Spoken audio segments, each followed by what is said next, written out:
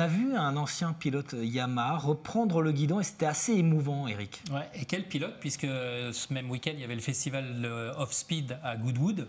Et donc, on a vu Wayne Rainey reprendre le guidon de sa Yamaha, avec laquelle il avait été champion du monde. Pardon. Et en plus... c'est l'émotion. Non, c'est le chat dans la gorge.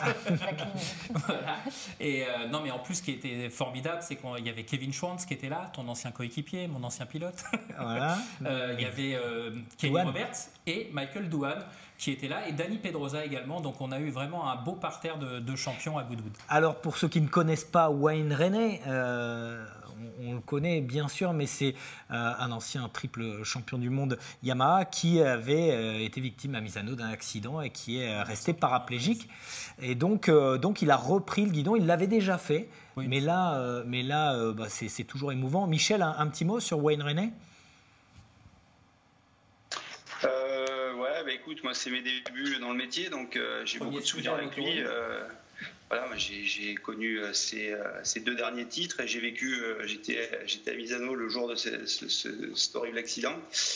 Voilà, j'ai eu l'occasion d'aller chez lui en Californie. Voilà, c'est quelqu'un que j'apprécie beaucoup et qui c'était un grand champion, mais à une autre époque. Et quand je vois aujourd'hui les pilotes parler de remercier leurs petits chiens, s'embrasser avec leurs enfants dans les bras, je regrette presque l'époque des Rainey et Schwantz où c'était un peu d'autres histoires, quoi.